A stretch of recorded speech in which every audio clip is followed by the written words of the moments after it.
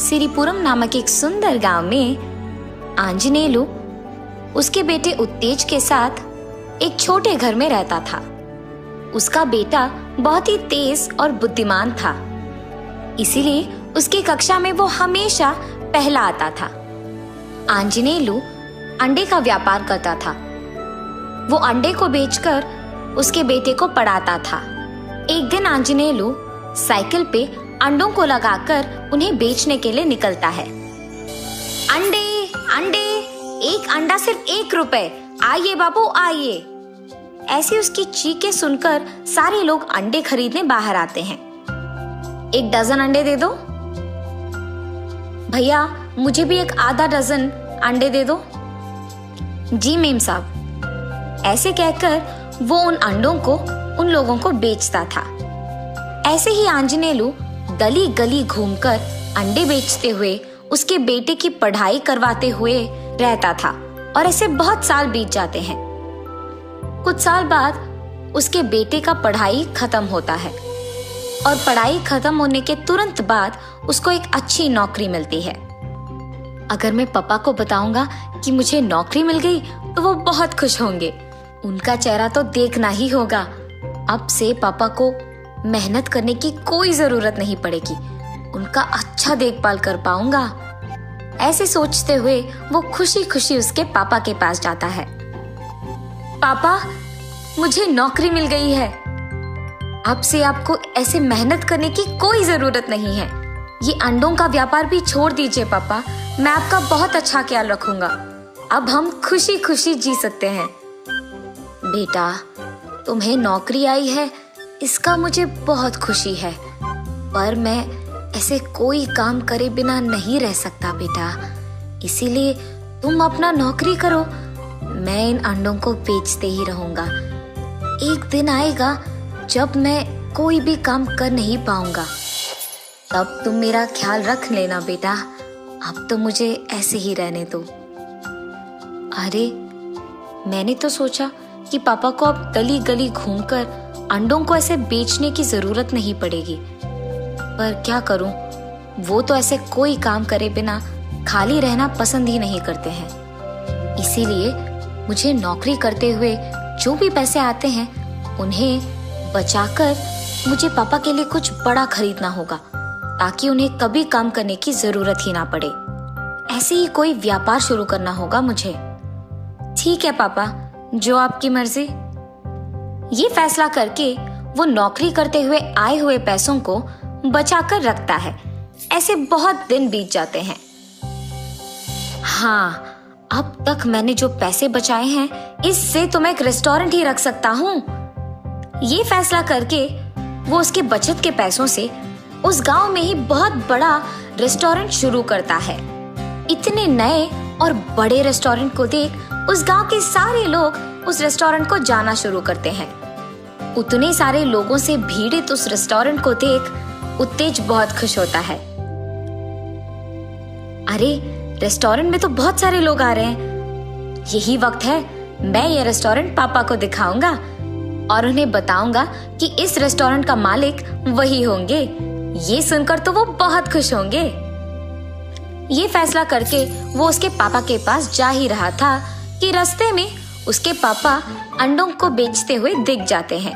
उनके पास जाकर कहता है, पापा मेरे साथ आइए ना एक बार, मुझे आपको कुछ दिखाना है। बेटा, अभी मैं कहीं नहीं आऊंगा, सुबह से मैंने एक भी अंडा नहीं बेचा है।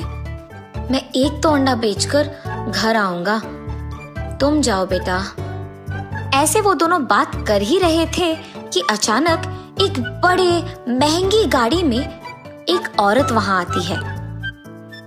सुनिए, अंडे कितने में मिलेंगे? 1 अंडा 5 रुपए का है जी। 6 अंडों को अगर 25 रुपए में दोगे तो मैं ले लूंगी, वरना एक भी अंडा यहाँ से नहीं लूंगी।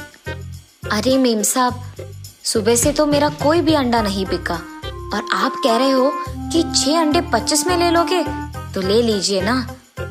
हा हा हा, इसके पास तो मैंने 1 अंडे का दाम कम करके 6 अंडे लिया है। ऐसे वो खुश होकर अंडे लेकर वहां से चले जाती है। पापा, अब तो आपने बेच दिया ना, चलिए मेरे साथ। वो उसके पापा को उसके रेस्टोरेंट ले जाकर उन्हें वहां बिठाता है। बेटा, ये मुझे कहाँ लेके आए हो तुम? पापा, आपको ऐसे गली गली घूमकर अंडे बेचने की जरूरत ना हो, इसीलिए मैंने अपनी नौकरी में आए हुए पैसों को बचाकर ये रेस्टोरेंट शुरू किया। इसका मालिक आप हो पापा। मैं अपना नौकरी करूंगा। क्या क्या ये सब सच है बेटा? मुझे तो तुम्हारी बातें सुनकर बहुत बहुत खुशी हो रही है। तुमने मेरे लिए ये रेस्टोरेंट लगाया? हाँ पापा, ये सब आप ही का है। चलो, सबसे पहले हम आपकी मनपसंद खाना खाएंगे। ये कहकर उस रेस्टोरेंट के बावर्ची से उत्तेज उसके पिताजी के मनपसंद व्यंजन बनवाकर उन्हें खिलाता है और वो दोनों खुशी खुशी खा ही रहे थे कि इतने में कार में आकर आंजनेलू से अंडे लेकर जो लड़की गई थी वो वहां रेस्टोरेंट आती है उसकी सहेली के साथ। उत्तेज और उसके पिता के कुछ ही दूर में वो उसके दोस्त के साथ बैठती है। उसे देख उत्तेज उसके पापा से कहता है, पापा वो देखो, यही तो वो लड़की थी ना जो आपके पास अभी अभी अंडे खरीद कर गई थी। हाँ बेटा, वो तो यही लड़की थी। तब वो दोनों देखते हैं कि वो लड़की उस रेस्टोरेंट में वो और उसके सहेली के मनपसंद खाना मंगवाकर उसमें से थोड़ा ही खाकर बाकी सारा छोड़ देती है। और जब रेस्टोरेंट वालों ने बिल का पैसा 4000 कह दिया था तो उसने अपनी दोस्त के सामने दिखावा करने के लिए 5000 वहां देती है। मैडम, ये लीजिए आपके 1000 रुपए। वो 1000 रुपए तुम टिप की तरह समझकर रख लो। ये कहकर वो उसके दोस्त को वहां से लेकर चले जाती है। उत्तेज उस लड़की को ऐसे करते हुए देख आश्चर्यचकित हो जाता है। पापा, क्या आपने ये देखा? वो लड़की एक मामूली अंडे का व्यापार करने वाले व्यक्ति से बहस करके कम दाम में अंडों को लेती है और वही लड़की एक महंगी रेस्टोरेंट में 4000 की जगह 5000 देकर दिखावा करती है। क्यों पापा, लोग भला ऐसे क्यों करते हैं? मैंने ऐसे बहुत लोगों को देखा है जो गरीबों के पास बहस करते हैं और उनको परेशान करके उनसे कम दाम में चीजें खरीदते हैं, पर महंगी दुकानों में तो ऐसा नहीं करते हैं। बहस का तो कोई मौका भी नहीं है। बेटा, यही तो लोगों का बर्ताव है। महंगी लोगों के पास दिखावा और गरीबों के पास बहस।